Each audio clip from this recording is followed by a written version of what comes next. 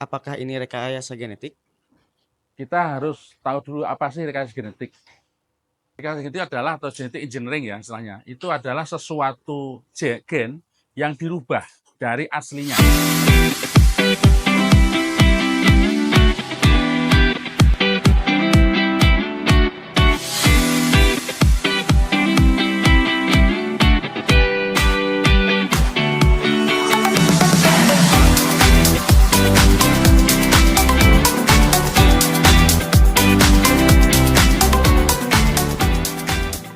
Selamat datang di vlog Kopior Bogor. Di video kali ini kita akan ngulik sesuatu yang seru banget loh.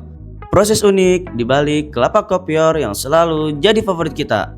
Kalau biasanya kita tahu kelapa itu tumbuh dari benih biasa.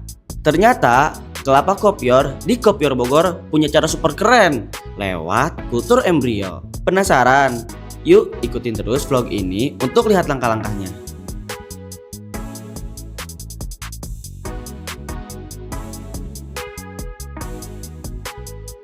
Nah, kita mulai dari proses mengambil embrio dari kelapa kopior dan menanamnya di media steril.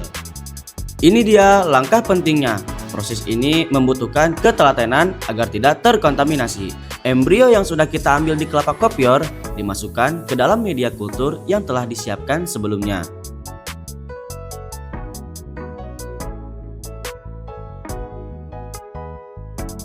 Nah, daging kelapanya ini dijadikan kopior frozen.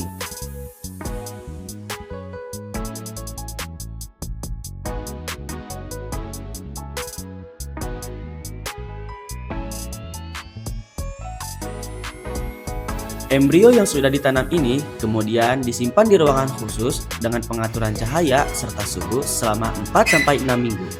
Beberapa minggu kemudian, kita bisa melihat proses embrio mulai tumbuh jadi tunas kecil. Setelah tumbuh tunas kecil, embrio dipindahkan ke media tanam yang lebih besar. Untuk penyimpanan tahap ini di ruang terang yang suhu dan cahayanya sudah ditentukan. Kemudian, tumbuh daun dan akar kecil selama kurang lebih 2 bulan.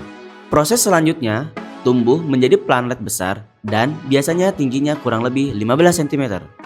Setelah kurang lebih 18 bulan melalui proses kultur, planlet kemudian siap menuju proses aklimatisasi. Prosesnya lama juga kan sobat? Kita harus tahu dulu apa sih rekayasa genetik. Rekayasa genetik adalah, atau genetic engineering ya istilahnya, itu adalah sesuatu gen yang dirubah dari aslinya atau dari kodratnya. Tapi untuk kelapa kopior ini tidak. Kelapa kopior ini hanya kita menumbuhkan embrio kelapa kopior yang sudah genetik kopior 100% kita tumbuhkan, meramu medianya, dia tumbuh jadi tanaman, jadi kecambah, jadi tunas, planlet, sampai ke tanaman. Dan itu genetik tidak diubah sama sekali, di-off-kan maupun ditambah. Dan itu jenis masih murni, sesuai induknya. Sehingga ini murni, tidak genetik yang dirubah atau direkayasa atau GMO. Jadi bukan GMO. Untuk kelapa kopior ini kita menggunakan kultur embrio atau embrio skew. Karena apa? Karena kelapa kopior secara alami ditanam tidak bisa tumbuh.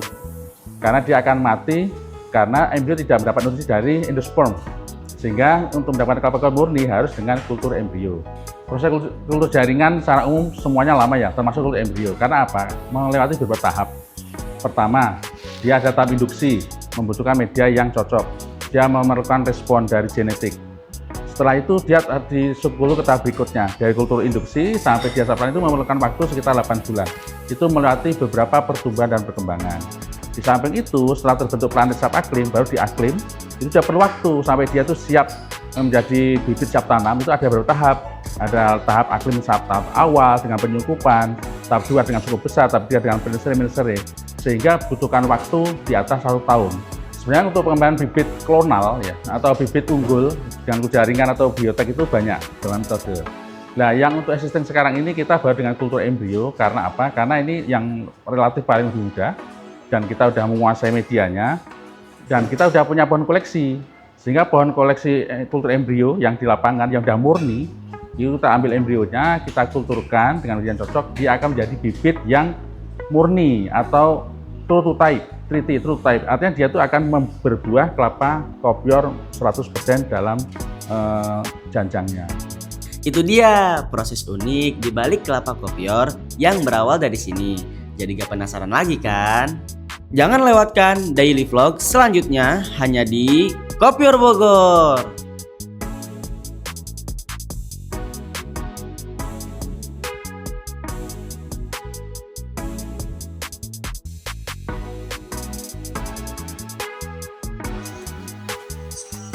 Raja rela lah ya.